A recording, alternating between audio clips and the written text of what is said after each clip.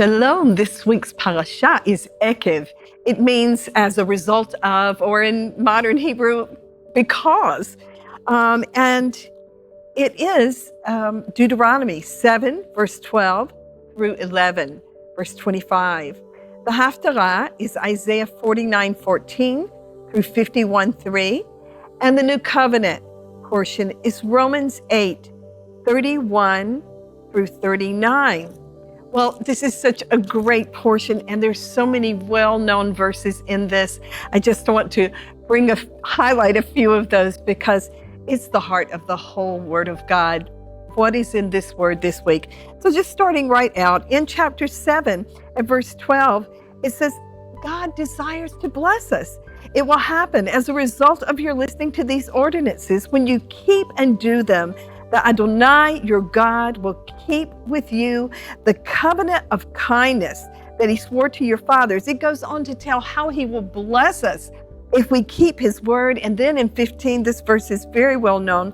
Adonai will remove all sickness from you, and he will not afflict on you any of the terrible diseases of Egypt that you knew, but will inflict them on all who hate you. As we go on into chapter 8, we find this beautiful verse, which even Yeshua himself said this verse when Satan came to tempt him.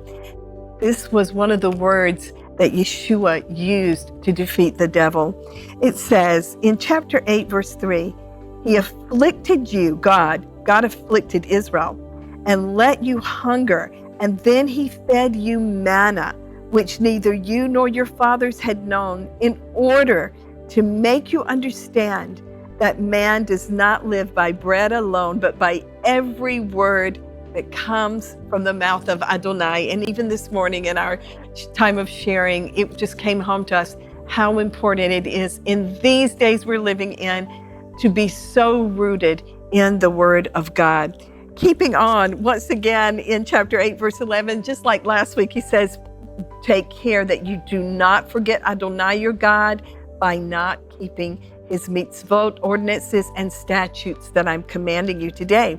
In verse 16, it says, he fed you in the wilderness with manna that your fathers did not know, in order to afflict you and test you, to do you good in the end. And that reminds me of Danny's message on Shabbat, where we was talking about Yeshua in the boat. And Yeshua actually led the disciples into the storm, and it was to develop their faith. The same thing with us.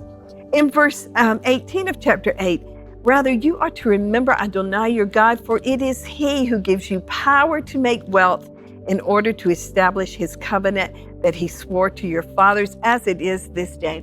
He goes on in chapter 9 and he says to Israel, don't think when he drives out all those people in front of you, it says in verse 4, do not say in your heart, it's because of my righteousness that Adonai has brought me in to possess this land. It's because of the wickedness of these nations that Adonai is driving them out from before you. He goes on and he talks about receiving the 10 Commandments and all that happened with that. And of course, then Moses comes down from the mountain, he sees the golden calf, he throws down the tablets, they break. And then because of the sin of Israel, this is what it says in chapter 9, verse 18.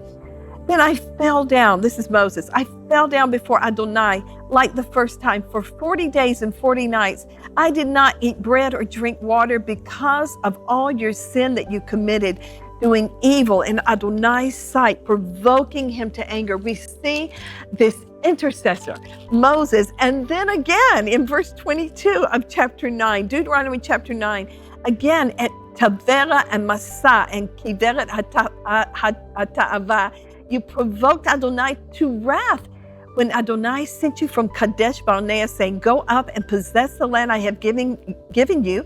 And you rebelled against the commandment of Adonai your God, and you didn't believe him or listen to his voice. You've been rebellious against Adonai from the day that I knew you. So I threw myself down before Adonai those 40 days and 40 nights because Adonai had said he would destroy you. I prayed to Adonai and said, oh Lord, Adonai, do not destroy your people, your inheritance that you have redeemed through your greatness and brought out from Egypt with a mighty hand. We get into chapter 10, and it says, Adonai says, carve out for yourself 2 tablets of stone like the first ones and come up to me.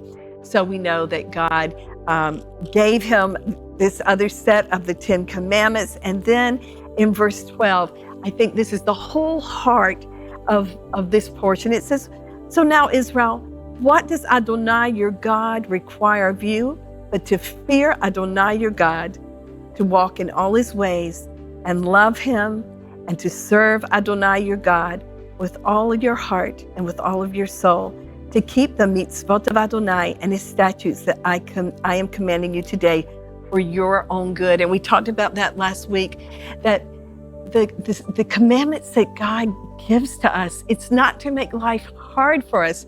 His commandments are good for us and his ways are good. One of the last verses in chapter 10 says, circumcise the foreskin of your heart, therefore, and do not be stiff-necked anymore. And then in chapter 11, I just want to finish with these words, therefore, you are to love Adonai your God and keep his charge, his statutes, his ordinances, and his mitzvot at all times. That's the very heart and soul of this parasha. And of course, it is the whole heart and soul of the whole book, both the Tanakh and the New Covenant, that we see when they ask, what is the greatest commandments? What did Yeshua say? To love the Lord your God with all of your heart and all of your soul and all of your mind, and love your neighbor as yourself. I hope you have a great day.